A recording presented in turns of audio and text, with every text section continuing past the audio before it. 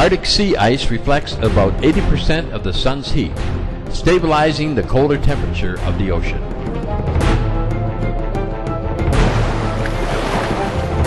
Based on the latest satellite data cited in a December 2007 article, National Aeronautics and Space Administration climate scientist Jay Zwally predicts that nearly all the ice could be gone from the Arctic Ocean by the end of summer 2012.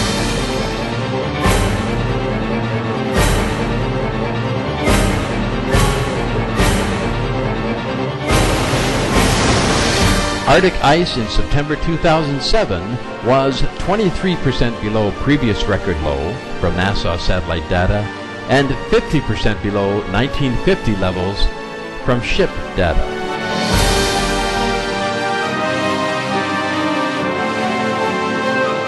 Other records surpassed. Greenland surface ice loss is now 400% greater than 15 years ago.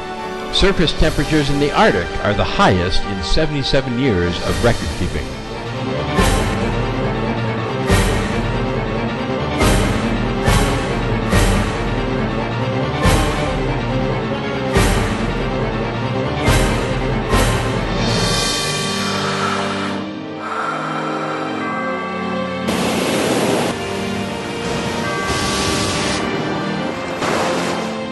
There is hope.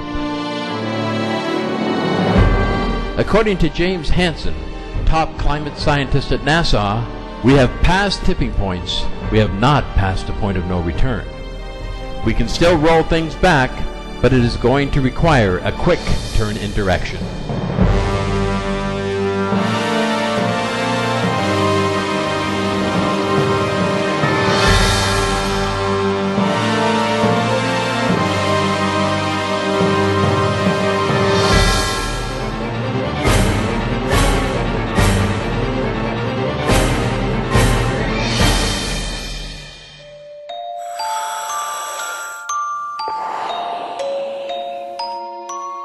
Dr. Gerald Dickens, Associate Professor of Earth Science at the prestigious Rice University, located in Texas, USA, and Editor-in-Chief of the American Geophysical Union's Paleoceanography Journal, stated in an interview with Supreme Master Television. But it turns out that most of the carbon, about 93% of it, is in the ocean, not trees or in the atmosphere.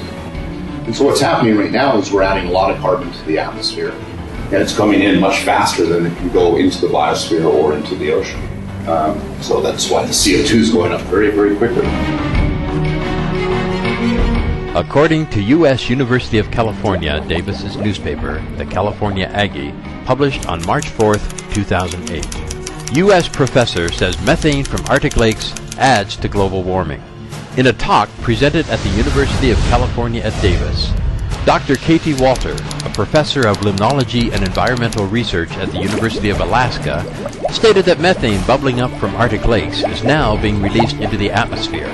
This is due to melting of the lake's permafrost layers resulting from climate change.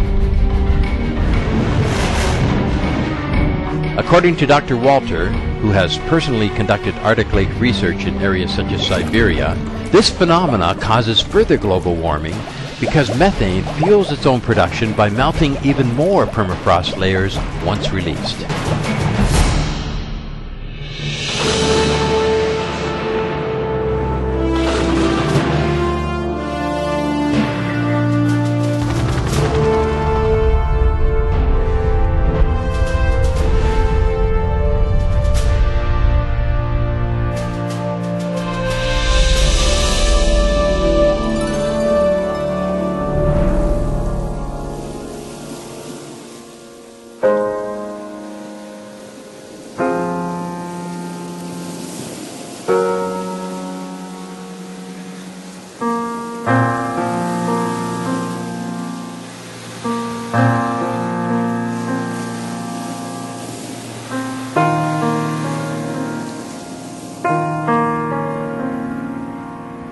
I wanted to ask, if you had a message for the leaders of the world, what would you say to them? I would say to them, use their mighty power to change the diet of the planet and adopt immediately new technology, renewable energy. and set an example by themselves by becoming a vegetarian or vegan.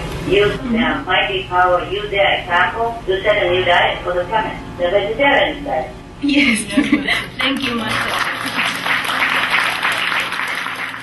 They first have to be vegetarian, and then they use their power. Truly, they could do that by forbidding meat as well, by citing all the harm that meat will do to humans and the planet. Forbid meat eating, just like forbid smoking cigarettes. And drug.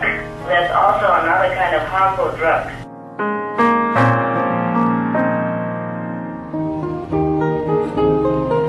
I wish really that we have the planet, we continue to live, and the children will grow up in a better environment. But you see, it's up to humanity to decide what they want and which direction they turn.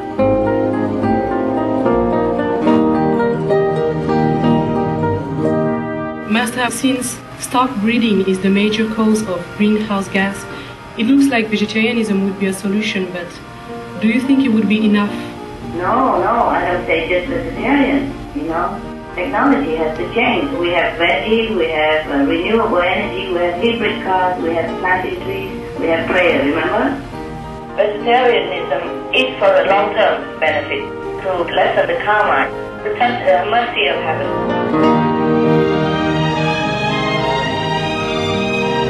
Master, if you had a message for the world, what would it be?